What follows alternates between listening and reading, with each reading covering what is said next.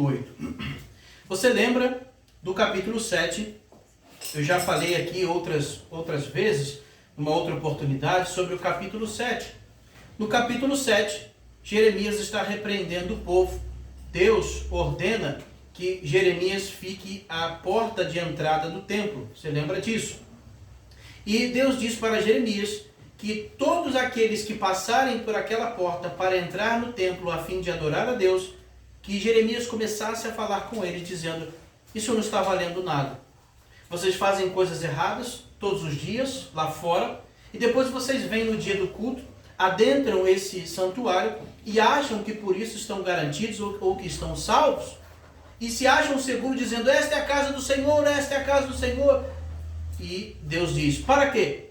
Vocês querem essa segurança para continuarem fazendo coisas erradas? Então, a advertência de Jeremias, o livro do profeta Jeremias, é uma advertência contra o povo que estava em rebeldia a Deus. E no capítulo 7 acontece isso. Eles estão indo para o templo para adorar, mas Deus está dizendo que aquela adoração não vale de nada. O que Deus quer realmente é que eles mudem de vida. E aí, quando nós chegamos no capítulo 8, tem uma questão aqui interessante. Vamos ler a partir do versículo 4. Jeremias capítulo 8, versículo 4 e 5. Diga a eles: assim diz o Senhor, quando os homens caem, não se levantam mais? Quando alguém se desvia do caminho, não retorna a ele? Por que será então que este povo se desviou? Por que Jerusalém persiste em desviar-se? Eles apegam-se ao engano e recusam-se a voltar. Olha o que Jeremias começou dizendo. O Senhor disse: Jeremias, diga a eles, assim diz o Senhor, o que está acontecendo. Quando uma pessoa tropeça e cai, o que ela faz? Fica no chão? Não, ela torna a levantar. Se alguém pegou uma direção errada, saiu do caminho, o que ela faz? Procura um retorno e volta? É a lógica. Agora, o que Deus está questionando é: por que esse povo caiu, errou e se desviou e não volta? Veja que Deus não está considerando que eles nunca podem errar. Não.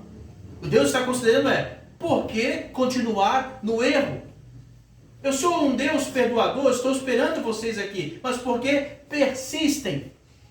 E qual seria a sua conclusão? Por que você acha que o povo caiu e continuou caído? Por que você acha que o povo se desviou e continuou desviado? Você vai concordar comigo que em sã consciência ninguém faria isso. O problema e a resposta está aí no final do versículo 5. Eles apegam-se ao engano. E não é que não podem. Não é que eles não podem. Veja o final do versículo 5. Na minha versão diz: recusam-se a voltar. Não querem voltar. Não é que não podem. Eu não posso, eu não consigo. Não, se recusam a voltar.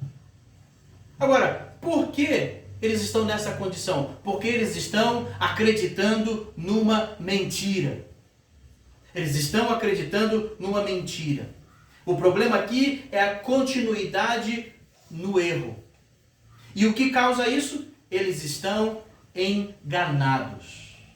Eles se apegaram ao engano e eles estão achando que está tudo bem, quando não está nada bem. Eles estão indo para longe de Deus, estão achando que está correto. E aí está o problema. Veja o versículo 6. Eu ouvi com atenção, mas eles não dizem o que é certo. Ninguém se arrepende de sua maldade e diz: o que foi que eu fiz? Cada um se desvia e segue o seu próprio curso, como um cavalo que se lança com ímpeto na batalha. Veja o problema? Por que não se arrependem? Porque eles estão dizendo: mas o que eu fiz para me arrepender? Mas onde eu errei? O que eu fiz de errado? Eu não fiz nada de errado. Aí está o problema. A compreensão deles do certo e do errado está comprometida. Eles não sabem mais distinguir a vontade de Deus, o que Deus quer, o que Deus não quer. E quando se fala do arrependimento, eles dizem: mas eu não preciso mudar, não estou errado, o que eu estou fazendo demais? E vão em direção ao erro. Deus diz: como um cavalo que sai galopando com ímpeto para a batalha. São ávidos para seguir o caminho errado. Cada um está seguindo o seu próprio curso. Ninguém se arrepende, pois estão dizendo, do que se arrepender? Onde eu errei? E o que você acha que tem causado isso? E isso não é muito diferente dos dias de hoje. Pessoas estão em práticas erradas, em caminhos errados, contrário à vontade de Deus, e estão achando que está tudo bem e que está tudo certo. E o que você acha que tem causado isso? A resposta está aqui, nós vamos ver. Versículo 7. Até a cegonha no céu conhece as estações que lhe são determinadas. E a pomba, a andorinha e o tordo observam a época de sua migração. Mas o meu povo não conhece as exigências do Senhor. As aves sabem quando migrar, sabem para onde ir, sabem as estações. Ele está dizendo, animais irracionais, apenas por seus instintos, sabem a hora de mudar, sabem procurar o caminho certo, sabem buscar a sobrevivência. Porque o meu povo, que tem raciocínio, que tem inteligência, por que eles não voltam? Porque eles continuam da maneira errada e não percebem. Eu acho que é hora de voltar. Eu acho que é hora de me arrepender. Eu acho que é hora de mudar de direção. Por que eles continuam no erro? Aqui quando diz, e não conhecem, na minha versão diz, não conhecem as exigências do Senhor. Talvez na sua fale o juízo do Senhor. Que tem a ver também, poderia ser traduzido como não conhecem as ordenanças do Senhor. Ou não sabem aquilo que é adequado ao Senhor. Resumindo, não sabem a vontade do Senhor. Eles não sabem o que o Senhor quer. Agora, não é possível que esse é o mesmo povo do capítulo 7, que estava indo ao templo, que ouvia a mensagem dos sacerdotes, mas não é possível que eles tenham as Escrituras e não sabem a vontade de Deus. Não é possível que eles estão indo numa direção errada e não há nenhum tipo de advertência. Alguma coisa está errada. O que será que está errado? Versículo 8. O X da questão. Como vocês podem dizer, somos sábios, pois temos a lei do Senhor, quando na verdade a pena mentirosa dos escribas a transformou em mentira? Por que o povo caiu e não se levantou? Por que o povo está indo numa direção errada e não volta? Por que o povo não se arrepende e diz, mas o que eu fiz de errado? Porque eles não conhecem a verdade. Eles estão achando que aquele tipo de vida que eles levam está tudo bem. Eles estão achando que as coisas que eles praticam está certo. Por quê? Porque estão dependendo da interpretação dos escribas. E por mais absurda e incoerente que possa parecer, muitos não ligam, porque afinal de contas, eles estão se satisfazendo também no erro. Tem muitas pessoas que não gostam de buscar a verdade para não descobrir que o seu caminho é errado e ter de mudar. Por isso que o engano ele é tão sedutor. E dá trabalho quando você busca a verdade. Primeiro, o trabalho de encontrá-la. Depois, o trabalho de moldar-se a ela. E muitos não querem esse trabalho. E o engano está aí para dizer, está tudo bem. Você tem as Escrituras? Você tem lido a Bíblia? Você já aceitou Jesus? Tudo bem, não importa. Deus ama você, está tudo bem. É mentira. Porque os escribas e fariseus estão interpretando errado e enganando o povo. Capítulo 7, versículo 4. Não confiem nas palavras enganosas dos que dizem, este é o templo do Senhor, o templo do Senhor, o templo do Senhor. Olha, não confiem nas palavras enganosas daqueles que dizem, não, aqui é a casa de Deus, Deus está aqui, Deus está no meio de nós, está tudo certo. Olha o versículo 8 até o versículo 11, aí em Jeremias 7. Mas vejam, vocês confiam em palavras enganosas e inúteis.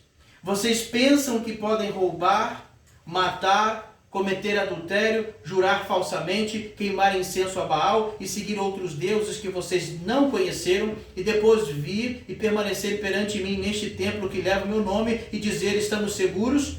Seguros para continuar todas essas práticas repugnantes? Este templo que leva o meu nome tornou-se para vocês um covil de ladrões? Cuidado! Eu mesmo estou vendo isso, declara o Senhor. Então eles estavam indo no templo, não se incomodavam, porque quem estava à frente na direção, nada falava sobre a vida deles. E aqui, em Jeremias capítulo 8, versículo 8, a pena dos escribas, a interpretação dos líderes é enganosa. E vocês estão seguindo o engano. Versículo 9, capítulo 8, versículo 9. Os sábios, esses tais sábios, serão envergonhados, ficarão amedrontados e serão pegos na armadilha, visto que rejeitaram a palavra do Senhor. Que sabedoria é essa que eles têm? A pergunta que o Senhor faz: ora, se eles rejeitaram a palavra do Senhor, que sabedoria é essa que eles têm? Se a palavra de Deus é que é a verdadeira sabedoria. Como que eles podem se considerar sábios? Que entendimento, que ensinamento, que conclusões são essas que eles chegam se eles não obedecem à palavra de Deus?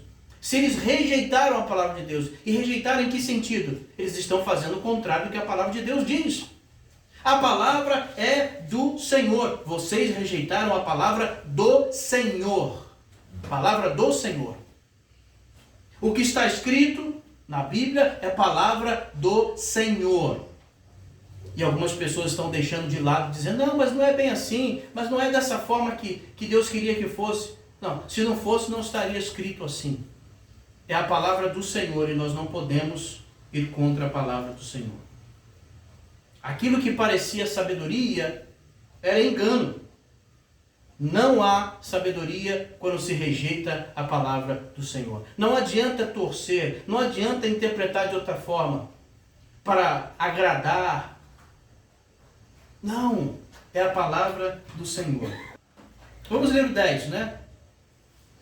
Por isso, entregarei as suas mulheres a outros homens e darei os seus campos a outros proprietários. Desde o maior até o menor, todos são gananciosos, tanto os sacerdotes como os profetas, e todos praticam a falsidade. Aí que está o problema. Os sacerdotes e os profetas daquele tempo estavam comprometidos com o engano, eram gananciosos, queriam lucro e viviam na falsidade. Obviamente que eles não podiam pregar a verdade, porque eles não viviam na verdade. Eles não tinham interesse, porque eles enriqueciam com o pecado do povo. E aí no versículo 11 diz assim: eles tratam da ferida do meu povo como se ela não fosse grave. Outros dizem levianamente ou superficialmente. É uma ferida grave, é uma ferida mortal. Eles estão dizendo: não, não tem nada não, isso aí já vai ser resolvido. Aquela ferida pode levar você à morte. E eles estão dizendo: não, isso não é tão grave. Olha o que diz. Eles dizem paz, paz, quando não há paz. Está dizendo que está tudo bem entre eles e Deus, quando não está. Eles enganam o povo. Eles têm prazer, eles tiram vantagem disso. Do que adianta você encher igreja? Do que adianta você se tornar conhecido às custas da verdade? Para que isso? Para que isso? Versículo 12. Ficaram eles envergonhados de sua conduta detestável? Não. Eles não sentem vergonha, nem mesmo sabem corar, nem ficam vermelhos, sabe? Estão fazendo coisas erradas, eles nem ficam com vergonha, nem ficam vermelhos. Portanto, cairão entre os que caem, serão humilhados quando eu os castigar, declara o Senhor. Porque eles são cegos indo para o buraco, e todos os que estão seguindo cairão também no buraco. E Deus não faz nada? Faz, por isso que Jeremias está pregando. Por isso que Jeremias ficou na porta da entrada do templo pregando. Mas você acha que eles se importavam com o que Jeremias estava pregando? Não. Eles achavam que Jeremias era louco, eles acusaram Jeremias de traição ao rei. Deus está sempre levantando seus profetas fiéis, alguém que fala a verdade com integridade, mas muitas vezes as pessoas não querem. Muitos querem seguir a maioria ou a multidão. Agora, se estiverem errados, todos igualmente perecerão. Versículo 20. A conclusão que no final eles chegarão será essa.